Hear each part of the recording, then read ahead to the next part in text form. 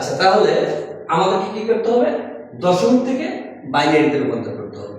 এখন দেখো, আমি যে দশমিক বোর্ডে যে অঙ্কটা লিখে রেখেছি তার দশমিকের আগে আছে পূর্ণ সংখ্যা, দশমিকের পরে রয়েছে ভগ্নাংশ। অর্থাৎ দশমিকের পরে আর আগে এই দুইটা তোমাদের ডিভাইডেড করতে হবে।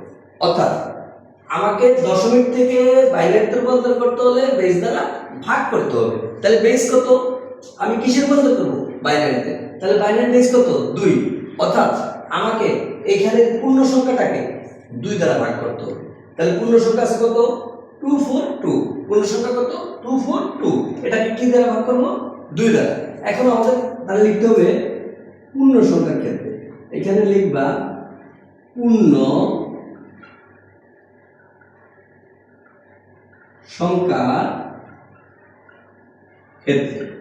তাহলে পূর্ণ সংখ্যার ক্ষেত্রে যদি আমরা লিখি, পূর্ণ সংখ্যার ক্ষেত্রে আমরা পূর্ণ সংখ্যাটা লিখব 242। কত দ্বারা ভাগ দেব? 2 দ্বারা, অর্থাৎ বেস দ্বারা ভাগ দেব। তাহলে 2 দিয়ে যদি তুমি 242 এর ভাগ দাও, 2 24 এর মধ্যে যায় 12 বার, হাতে কিছু থাকে না। 2 এর মধ্যে যায় 1 বার, তাহলে হাতে কিছু কি আছে? নাই। তার মানে এখানে শূন্য থাকবে অবশিষ্ট।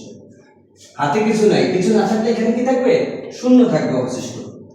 এরপর আবার 2 দিয়ে দাও, 2 বারের মধ্যে পাওয়া যায় 2। হিসাব করো, তোমার 121 তো, তাহলে 2 বারের মধ্যে যায় 6 বার, তাই না? 6 বার। 60 দুগুণে 120। 2 121 এর মধ্যে কবার যায়? 60 বার যায়। 60 দুগুণে 120। কিন্তু আমার এখানে আছে কত? 121। তাহলে হাতে থাকবে 1। 2 60। দেখো, এই 60 এর 2 গুণ দাও। 60 দুগুণে কত? 120। কিন্তু তোমার এখানে আছে কত? 121। তাহলে 1 অবশিষ্ট থাকে। এই 1 অবশিষ্ট রয়ে গেছে। আবার 2 দ্বারা দাও, 30 দুগুণে 60। তার মানে মিলে গেছে, হাতে কিছু নেই, শূন্য। আবার 2 দিয়ে দাও, 15 দুগুণে 30। তার মানে হাতে কিছু নেই। 2 দিয়ে দাও, 7 দুগুণে 14। হাতে আছে 1, যেহেতু এখানে 15। কিন্তু তোমার মিলছে কত? 7 দুগুণে 14। তোমার 14 মিলছে, কিন্তু এখানে 15, হাতে 1 আছে। আবার 2 দিয়ে দাও, 3 দুগুণে 6। তার মানে এখানে 7, হাতে 1 থাকে। আবার 2 দিয়ে দাও, 2 3 এর মধ্যে 1 বার, 2 ওকে 2। তার মানে হাতে 1। 2 3 এর মধ্যে কবার গেছে? 1 বার। তাহলে 2 ওকে 2। তুমি পাইছো 2 এর হিসাব, কিন্তু তোমার আছে এখানে 3। তাহলে 3 এর তো 2 বার দাও, 1 থাকে। আবার 2 দিয়ে দাও, 2 কিন্তু 1 এর মধ্যে যায় না। তাহলে এখানে হবে 0। আর যেটার মধ্যে ভাগ যাবে না সেই সংখ্যাটা এখানে বসাই দেব। তাহলে তোমার ততক্ষণ পর্যন্ত এখানে ভাগ করতে হবে যতক্ষণ না পর্যন্ত তোমার এই বাম পাশে শূন্য না আসে।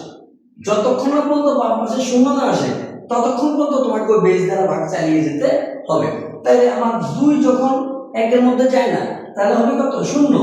আর যেটার মধ্যে যাবে না সেটা ডান পাশে লাগিয়ে দেবে। আচ্ছা, এইগুলো আমার পূর্ণ সংখ্যার ক্ষেত্রে।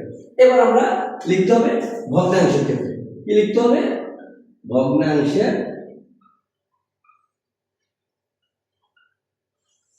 ক্ষেত্রে। আচ্ছা, তাহলে ভগ্নাংশটা কত? ভগ্নাংশটা হলো 0.42। এখন তোমাকে এইটা একটু বুঝতে হবে, ভগ্নাংশের ক্ষেত্রে বেস দ্বারা ওই ভগ্নাংশকে কি করতে হবে? গুণ করতে হবে। আমি পূর্ণ সংখ্যাকে করব বেস দ্বারা ভাগ, আর ভগ্নাংশকে করব বেস দ্বারা গুণ। বেস দ্বারা গুণ ততক্ষণ পর্যন্ত গুণ করব যতক্ষণ না পর্যন্ত বাম পাশে আমার পূর্ণ সংখ্যা না আসে।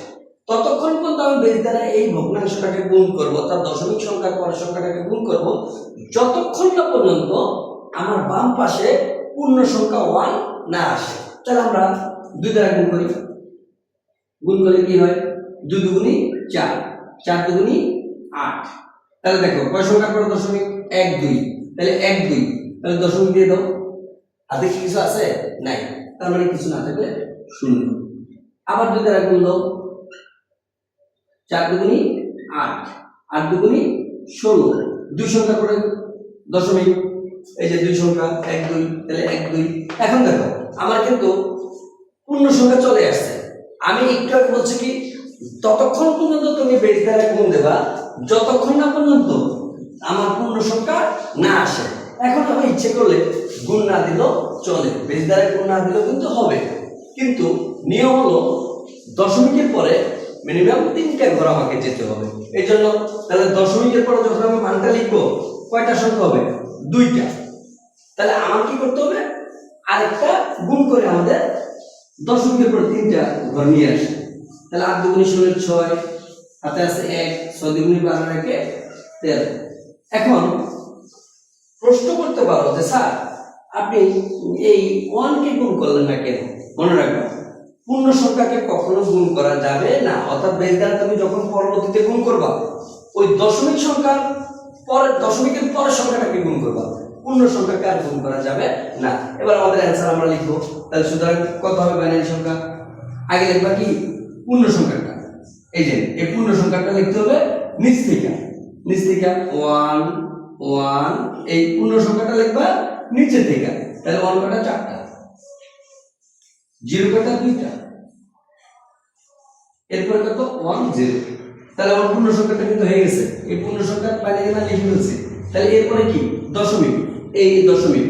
এবার দশমিক দেওয়ার পর এইটা লিখবা উপর থেকে, দশমিকের আগে পূর্ণ সংখ্যার ক্ষেত্রে লিখবা নিচ থেকে, আর দশমিকের পরে ভগ্নাংশটা লিখবা উপর থেকে। তাহলে উপর থেকে কি? 0 1 1। তাহলে দেখো আমাকে বলছে দশমিক থেকে বাইনারিতে রূপান্তর করতে। তাহলে আমার দশমিক থেকে বাইনারিতে কি 0 আর 1 বাদে কোনো সংখ্যা কি কাউন্ট করা যাবে না। দেখো প্রত্যেকটা 0 আর 1, তার মানে আমার বাইনারিতে রূপান্তর 100% হয়ে গেছে। ওকে, তো তোমরা ভালোভাবে ক্লাসটা দেখো, বাসায় একটু প্র্যাকটিস করো, ভালো থাকো।